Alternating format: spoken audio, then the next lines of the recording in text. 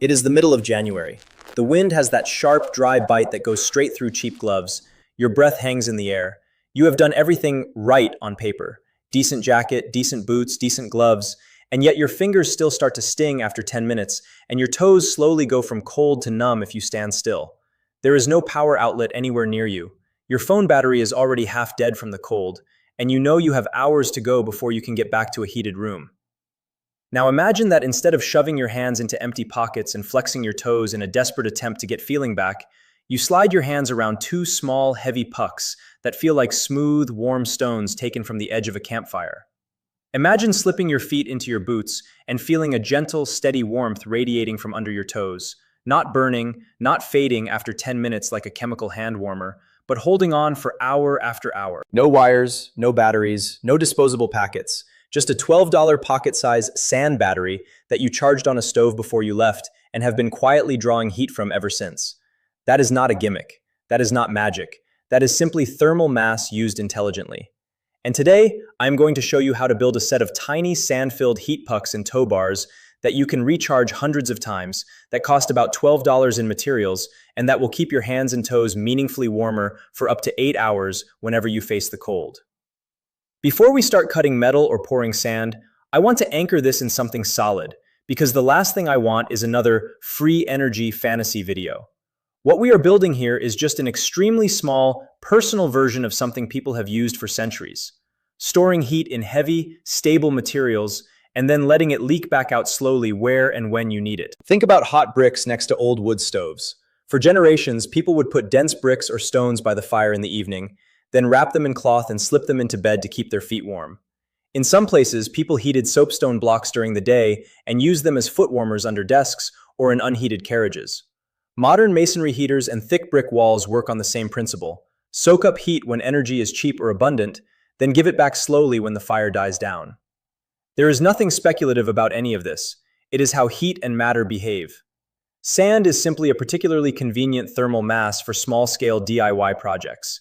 Each grain is tiny, but collectively they add up to a large amount of material in a compact volume. Sand is cheap. It does not burn. It does not off-gas. It tolerates heating and cooling cycles without changing its structure at the temperatures we are interested in. Pack it inside a metal shell and you get a small, rugged heat reservoir that can be heated quickly from the outside and then insulated just enough that it cools down slowly instead of dumping all of its energy in a few minutes. When I call this a sand battery, I am not saying it stores electricity. I am using the word battery in the older, broader sense, a device that stores energy so it can be used later. Here, we are storing thermal energy, heat, in sand and metal. When you put one of these pucks on a hot pan, heat flows into the metal outer shell first, then into the sand inside. When you remove it from the heat source, that flow reverses. The sand and metal are now hotter than the surrounding air, fabric, and skin, so they give up their heat slowly over time. If you have ever lifted a cast iron pan off a stove and noticed that it takes a very long time to cool down compared to a thin aluminum pan, you have felt the same principle. More mass and higher heat capacity means slower temperature change. Our little pucks and bars are just controlled, pocket-sized versions of that cast iron pan. They are not going to get as hot as a glowing burner. They are not going to stay at a constant temperature forever. But they will shift the balance in your favor when you are fighting the slow, constant heat loss from your hands and feet into cold air and cold surfaces. The key to making this useful in the real world is three things. Choosing materials that can handle repeated heating safely, sizing the pucks so they are big enough to matter but small enough to carry, and pairing them with insulation, your gloves, your pockets, your socks and boots, so that you are not wasting the stored heat warming the entire world. None of that requires advanced tools. It just requires a bit of attention to detail. Materials list. Let's start with the exact materials so you can see how this stays near that $12 mark if you shop smart or reuse what you have. I am going to describe enough material for 4 heat units, 2 hand pucks, and 2 tow bars. If you want more, you simply multiply the quantities. First, the metal shells. For hand pucks, small stainless steel spice tins or similar round metal containers work very well. Look for something in the range of 5 to 7 centimeters across and about 2 centimeters deep. The walls should feel solid, not paper thin. For tow bars, you want a slimmer, more elongated shape. Short sections of metal tubing with end caps or small rectangular tins about 8 to 10 centimeters long, 3 to 4 centimeters wide, and 1 to 2 centimeters thick. You can often find sets of tins in discount shops, kitchen supply stores, or online for a few dollars. If you are willing to reuse old tins from breath mints or similar products, your cost drops even further. Second, the sand. You do not need anything exotic. Clean, dry play sand works. Fine, washed river sand works. What you do not want is sand full of organic material, clay, or moisture. If you scoop it from outside, you will need to dry it thoroughly before it goes into a sealed container. For 4 small units, you will use well under a kilogram of sand, so a single small bag is more than enough. Third, a way to close and seal the containers. If you are using tins with tight-fitting lids, that may be enough on its own. If you are using tubing, you might have press-fit caps or flat end pieces held by small screws or steel epoxy. You do not need to make them pressure vessels. We are not boiling water inside them. You just need the sand to stay inside and not trickle out into your pockets. Fourth, cloth sleeves. This can be as simple as old cotton socks cut down and sewn shut, pieces of flannel folded and stitched into pockets, or purpose-sewn little pouches with a drawstring. The cloth serves 3 roles at once. It makes the metal comfortable to hold, it adds a safety buffer between the hot surface and your skin, and it helps insulate the puck so it cools more slowly. Finally, basic tools. A small funnel or a piece of paper rolled into a cone to help pour sand into narrow openings. A spoon or scoop. Possibly a drill if you need to make small holes for screws to hold end caps on tubing. Some basic sewing kit or fabric glue for sleeves. And, of course, a safe heat source. A stove, a hot plate, the flat top of a wood stove, or even the heavy lid of a pot over a campfire, as long as you can keep the heat level under control. If you buy everything from scratch at retail, a realistic breakdown looks like this. A set of 4 small tins might cost $5 to $6. A bag of play sand, $2 or $3. Fabric for sleeves, a couple of dollars unless you use old clothing, and that puts you right around the $12 mark for material. If you already have tins and scrap cloth, you can do this for almost nothing. Safety and limitations. Before we talk about building, I want to be blunt about safety and about limits, because that is exactly where a lot of clever DIY heat projects go wrong, and where your viewers are quickest to call nonsense. These little sand batteries can get hot enough to burn you if you overheat them and press them directly against your skin. They are not toys. Every time you heat one, you must treat it like a real piece of hot metal, because that is exactly what it is.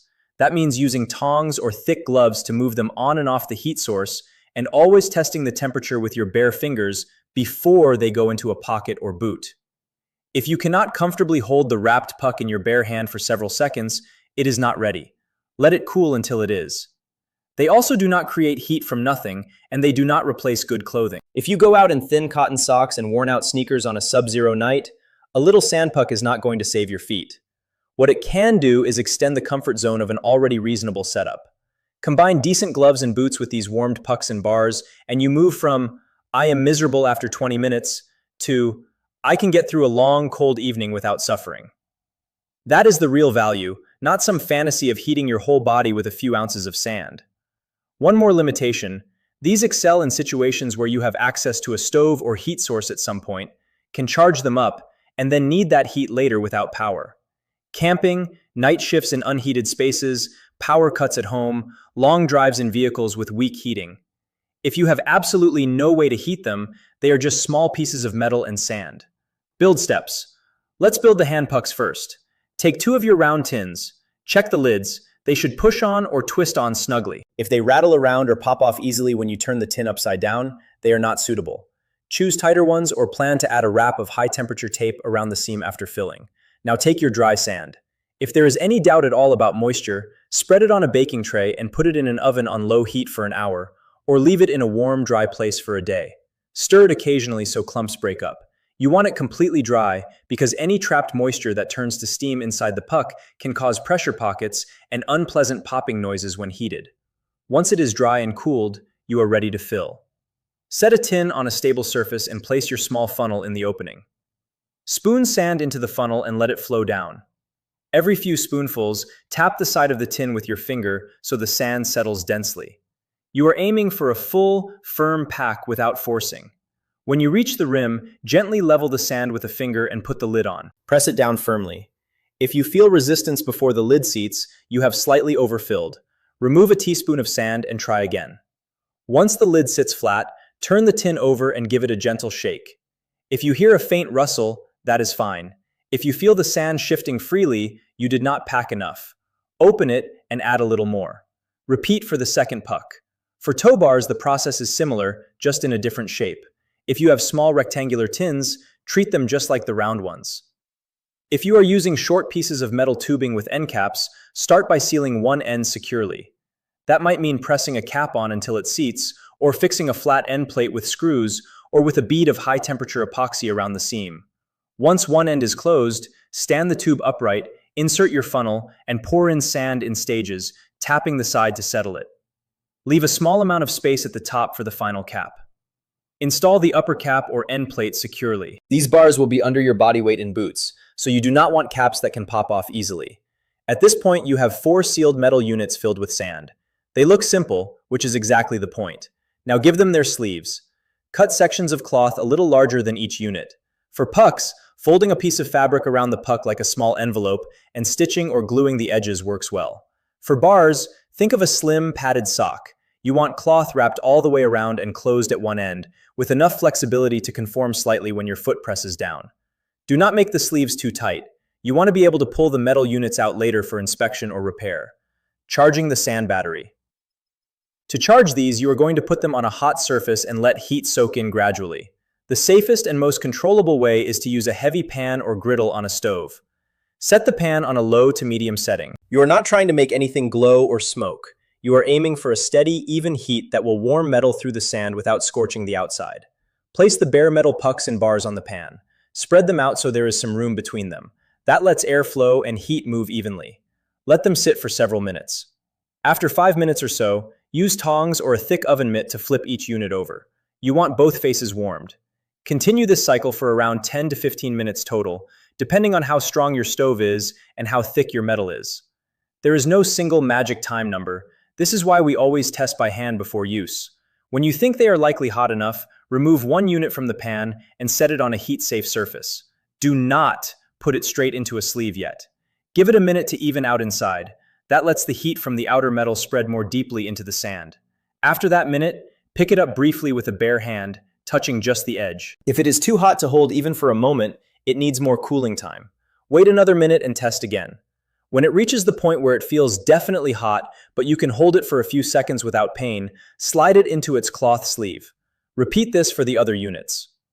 If you notice that the first one in the sleeve feels cooler than you want after a few minutes, that means you were too cautious and can safely let them heat a little longer next time. If you find that one stayed uncomfortably hot inside the sleeve for too long, shorten the heating time. The right level is personal. You want warmth that feels luxurious, not risky. After 2 or 3 uses, you will have a sense of exactly how long your stove and your particular pucks need. Real-world use, hands. Now picture yourself about to step out into that cold evening again. Before you leave, you charge your 2 hand pucks until they reach that hot but holdable range and slip them into their sleeves. One goes in each jacket pocket. You zip up, walk outside, and let the cold surround you. At first, you may not feel much difference because your body warmth and the residual heat from indoors are still with you. But after 10 minutes, as your fingers start to feel the air, you slide your hands into your pockets and wrap them around the pucks. In that moment, the effect is immediate. Your palms sense that smooth, firm warmth, and the heat conducts into your skin. It is not the searing blast of a heater vent. It is closer to holding a mug of hot tea, steady, comforting, something you can rest against. As blood circulates, that warmth travels back through your fingers and helps undo some of the stiffening the cold has begun to cause. As time passes, the character of the heat changes. During roughly the first half hour, it feels strong enough that you can warm your hands from quite cold back to comfortable just by spending a minute or two with the pucks in your pockets. During the next half hour, it softens, but still clearly helps. You might notice that your hands stay comfortable longer between visits to your pockets. You are not constantly flexing your fingers or clenching your fists to get blood flow back. After an hour or so, you will feel that the peak has passed. The pucks are no longer hot, they are warm. In many situations, that is exactly what you want at that stage. Less of a heater and more of a heat anchor, stopping your hands from drifting all the way toward numbness. If you are out for several hours, the total effect is that you spend much less time in that miserable zone of stinging cold and much more time in the manageable zone of, I can feel my hands, I am okay. For toes, the experience is similar but more subtle. The bars live inside a tighter, more enclosed space, your boots. If you know you are heading into a long static period, say sitting in a blind, standing at a job site, or watching a game from unheated stands, you start by heating the toe bars just as you did the pucks, but you aim for a slightly milder temperature because your feet will be pressing down on them. Once they pass the bare hand test, each goes into its thicker cloth sleeve. You sit down, loosen your boots, and place one bar inside each boot. Position them under the ball of your foot or just beneath your toes. Slide your feet in carefully. If you feel a single hard spot poking you, pull the bar out and adjust the sleeve or its position. When you stand, you want to feel an even, gentle platform, not a lump. Once it feels right, lace up and go. As you walk to your spot, the bars begin transferring heat into the fabric of your socks and into the small volume of air trapped in your boots. The effect is not instant heat like a hairdryer. It is more like starting from a boot that has been sitting in a warm room instead of a cold garage. The warmth underfoot gives your body a head start, so your toes and the blood vessels feeding them do not have to fight against icy surfaces. Over the next hour, you may notice something simple but important. You are not constantly thinking about your toes. That low-level distraction, that steady "my feet are freezing" signal, is reduced. As the bars continue to cool gradually, the combination of your own body heat and the bar's stored heat keeps the small environment inside the boot in a much better range. If you are moving around, the effect stretches further, because each step helps spread warmth through the sock and the boot lining. Again, this will not make a flimsy fashion boot perform like a mountaineering boot. But in any reasonably insulated footwear, those little bars quietly push you into a much more comfortable zone for a much longer time.